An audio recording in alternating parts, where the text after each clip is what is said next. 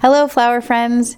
In my online community, FlowerMore, our monthly design challenge this month is to make a modern looking floral design in a basket with a handle. My name is Ellen Frost. I'm the owner of Local Color Flowers, and I've been a florist for over 15 years. I write a weekly newsletter all about flowers, which you should definitely check out. There's a link in the description. I also host an online community called FlowerMore for flower nerds who want more flowers in their life. So I'm just going to use a vase with a piece of chicken wire and a frog in it and just some water. Most of the times, partly why I don't like baskets is a lot of the times they're used with floral foam. So it's just like a big piece of foam inside of the bottom of a basket. And everything feels really stiff and awkward, forced. So this is going to be a little more natural. And I am going to just use this vase with chicken wire. I'm going to try to use the shape of the vase, the basket to sort of inform the shape of the design. So keeping the middle kind of low and the sides kind of high, which is not a design that I normally make. So I'm going to start with this is Dusty Miller, and I'm going to start by using it to help fill in to cover up the vase and cover up the mechanics. That's one of the things when you're using like a vase like this, is that you really do have to be careful about covering up all the mechanics. So I'm going to use some of this Dusty to cover that up. So next I'm going to put in some eucalyptus. I have a couple bigger pieces and some smaller pieces. I'm going to cut these up into some small, short pieces and add these again, just to cover the mechanics and to make sure that you can't see the chicken wire or the vase or the frog. All right, so this is a pretty good base. Next, I am going to fill in a little bit more of this center with I've got some yellow carnations. So the color palette that I chose is sort of a purple, yellow, white, which feels very springy to me. So the carnations, these are local carnations from Pennsylvania. I'm going to cut them pretty short. I don't need the carnations. I love carnations, but to me, they are not going to be the focal flower today. I want to let some other flowers shine. So I'm just going to tuck these in as a little bit of a lower flower that just adds some color and some backdrop.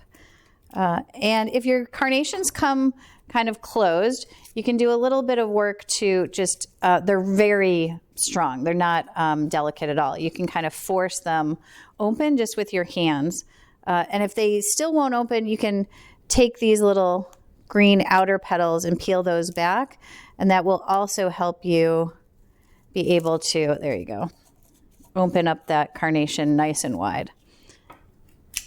So I'm going to just keep these nice and short and really use them as background.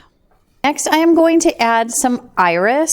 So iris is like quintessential spring. It's got that really bright, what the growers would call blue, sort of a violet. And I'm going to use these a little bit taller to start to build a little bit of this height. I'm going to have one side a little bit higher, sort of an asymmetrical piece. I'm just watching to make sure that I get all of my stems in water because this vase is not exactly the same size as the basket. So I'm going to use these on both sides. And iris has the same, you can do the same thing with iris that I just did with the carnations. You can actually peel them back a little bit and help them open just manually if you want to. Next, I'm going to put in some tulips. I've got a lot of tulips, and I've got double yellow and double white, and they're just starting to open. They're really pretty, and I feel like what spring arrangement can you do without tulips? Everybody loves tulips. They are, one of my favorite spring flowers. All right, the next thing I'm going to put in, I've got a couple beautiful anemones. Look at these. So these are sort of the same purple violet as the iris. They do have a little bit of a crown here. I'm probably going to leave it on for now and let's see how how it looks. I'm going to keep this one really tall because it's so pretty and let it really shine on this edge. And then this one is more of a bicolor one, more of a white with the purple center. So this one I'm going to put over here on the side, a little closer to these whites. And I do want to try to include my papyrus. Now papyrus, look at how crazy this is. We only have one grower who grows this. This is grown inside a greenhouse on the eastern shore of Maryland. Seaberry Farm grows this. And it comes very tall. This one's cut down. And it dries really well. So I want to make sure to include it. All right, I'm loving how that is looking.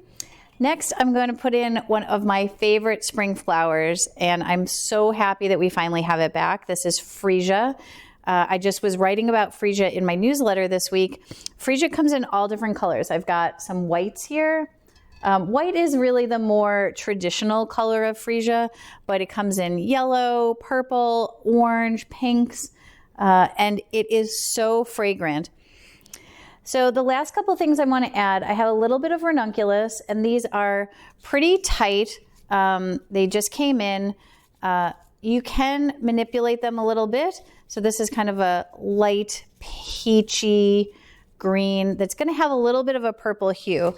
So I want to include those. Ranunculus are really long lasting. And so as your arrangement, everything's going to have a different vase life. So ranunculus does have a very long vase life. Actually, most of these flowers do. This little yellow ranunculus, you can see it's got a little bit of a purple tip. That's called picotee, when a flower is one color and then it has a tip. So this has a little bit of a purple tip. That's called a picotee. So this is a picotee ranunculus. I'm going to put in a couple pussy willows because they are, very. This is the beginning of spring. So having some pussy willows really speaks to that. It's still cold out, but spring is coming. All right, I'm almost finished. Lastly, these are the most delicate flowers that we have, and really, I love putting them in right at the end. These are poppies, and they're the first poppies we've had of the season, and I know that they're going to steal the show. They do in almost any arrangement that they're in. So I'm going to put a few of these in here. I want to make sure that they have a lot of, they're easy to see.